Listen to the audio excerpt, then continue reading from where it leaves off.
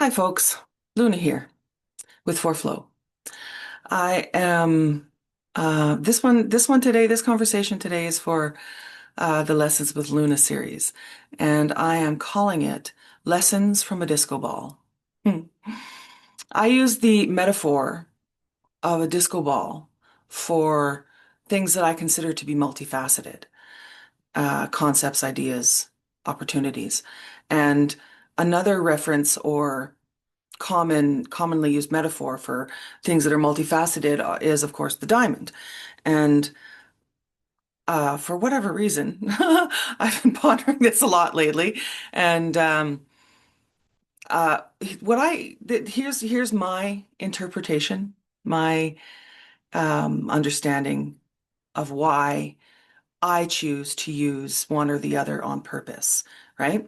So for me, when I consider the idea of a diamond, um, as a metaphor for an idea or a concept that's multifaceted. I see, now you got to work with me. I don't have an actual diamond shaped anything. So this is just one of my pyramids that, but if you consider, visualize with me, if you will, the crown of a diamond on there. When I consider the using a diamond as a reference for multifacetedness, I consider it sitting on top of an idea. The idea goes up, it bounces off all of the many facets of a diamond. 58, just FYI, because I Googled it. Um, all the facets of a diamond, and it comes out the crown of a diamond as a more expanded idea, right? Because from the base of a diamond to the crown of the diamond, the crown is broader, right? So you get this maybe little niggling of an idea that you bounce around all the possibilities and the things that must be considered, and it comes out a more whole or broader developed idea. Or conversely, you have kind of a broad idea that you drop down into something multifaceted, consider all of the things, that it comes out as a more consolidated idea. But either way, it's a limited number of facets, 58 in the average traditional diamond. Whereas a disco ball is 360 degrees and infinitely more facets, because the average disco ball, yes, I have one of those. I have several of them actually, uh, uh, has a minimum of 100 facets and thousands or hundreds of thousands, depending on the size of the disco ball and the size of the facets that they put on it, right? So this one, I counted it. This one has 301 facets. This little tiny thing that is a little bigger than a golf ball, but not as big as a softball. 301. So in my world, because I spend so much time pondering stuff, many things, most things have multifacets. You consider it. When I use this as a metaphor for the multifacetedness, I consider the idea living inside the disco ball and being radiated out all these facets. But that because they're mirrors, the information comes back to you, back to the idea, and is always changing, always growing, always adapting, always influencing the original concept or idea. So from there, the idea of multifacetedness and disco balls, the lesson from the disco ball for me this morning is, now stay with me here, if you will. What if, what if you're the light on the inside of the disco ball? Hmm? Your soul arrives on this planet perfect, whole, and complete, and it has infinite potential and possibility, right? All of your multifacets, all of your beautiful windows of possibility and opportunity. And you shine your pure little light out of all of those portals of opportunity, all those windows. But the glass is double-sided mirror. You shine your beautiful pure light out into the world, and it interacts with the environment, collects data, and is reflected back to you, right? Information goes out, it bounces around out here, and it comes back to you. And the soul arrives perfect, whole, and complete, doesn't know limitation, and it certainly doesn't know unworthiness. And I don't even know if the soul really registers fear. I'm not sure. Maybe that'll come up in a future ponderance. Uh, but Because frankly, I think the soul knows only love, right? Transmute everything, every experience into love. That's what I think. And so anyway, you arrive on this planet to have a human experience, not just the soul experience. We know what that's like. So we come to have a human experience. And the beautiful, perfect soul light that you are is radiated out into the world. And all of the data that it brings back with it to you when it's reflected back to you, all of that is run through the human. It's the human that collects, organizes, stores, and assigns meaning to all of the data that's collected. And I think that, like, okay, not I think that what here again, because it's a ponderance, right? What you're the light that shines out into the world. Whatever is reflected back to you is collected by the human and assigned meaning and stored in a way that makes sense in the moment. And if the meaning assigned was ick or disappointment or uncomfortable or awkward or embarrassing or danger,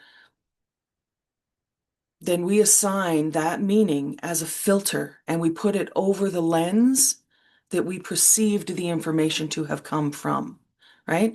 So now one of our little facets is covered with a label and a tint, you know, a film that says ick or danger or whatever.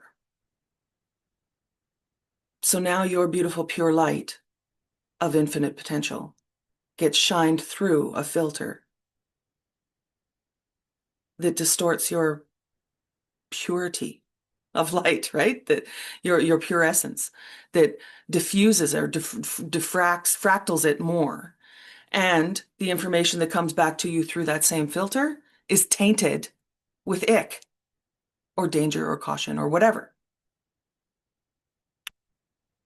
So how many of our infinite, potentially infinite number of facets do you think get covered with filters of ick or danger or disgust or disease or dislike, distaste? Because I mean, potentially the lens could be covered with a filter of joy. You shine your beautiful light out through joy, and all the information comes back to you through joy. But I don't think that's how the human works. I think that we are more likely to assign filters of ick and in the realm of ick, things that we want to avoid. Those are the filters that we hang on to, give name to, give weight to, give priority attention to. And those are the ones that get laid on all of our facets so that we start seeing the world through ick. And all of the information that comes back to us is filtered through ick. So, here's the big lesson from the disco ball. How do we clean our lenses? How do we pull off those filters, right? I mean, the AI world, the digital world is full of add a filter, put little cat ears on yourself or a mustache or, filters for fun.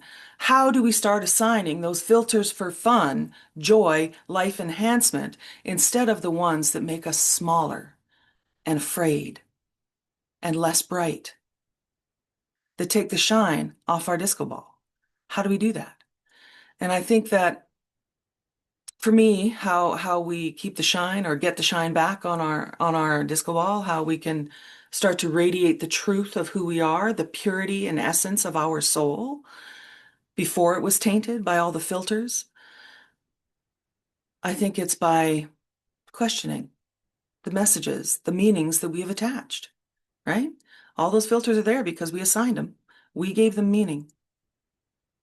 So we got to look at each one of them and ask if it's really true. If it's a filter of the world is scary, everything is scary. Is it really? Well, maybe. What's behind that? It's scary and I don't know how to handle it. You probably do. Or you could learn. You absolutely have the capacity to adapt. That is in, I don't care who you are or where you're from, it's in your genes, or none of us would be here, right? It's in our bipedal bloodlines to adapt to whatever's happening, or we wouldn't have survived this long. So whatever the fear message is, whether it's perfectionism or unworthiness or not enoughness or just ick, whatever your ick is, Give it a new meaning. Just peel that filter right off and start fresh. Give it an old spit polish on your two-way mirrors so that the purity of who you are can shine out into the world and not, and the experiences of the world can come to you without judgment, without your assigned judgment. We're taught judgment. I mean, some of these filters are important, right? Look both ways before you cross the street. That's important. Some of them are important. We don't want to lose those things. But all of the stuff that keeps us afraid and um, dependent on somebody outside of ourselves to help us not be afraid, uh, or just playing small, not willing to risk speaking our mind, not willing to risk applying for that job, not willing to risk going to take a new course because I'm not smart enough. Whatever limits you, when you look at a potential or a possibility and it's the first consideration comes from a place of that ick, whether it's fear or not enoughness or whatever, ask the question, is it real? Is it true? Does it have to be true? Does it have to keep being true? Because you are the one who put the filters on your lenses. You're the only one who can change them. I am the only one who can change the filters on my lenses. If I feel like I've lost my shine,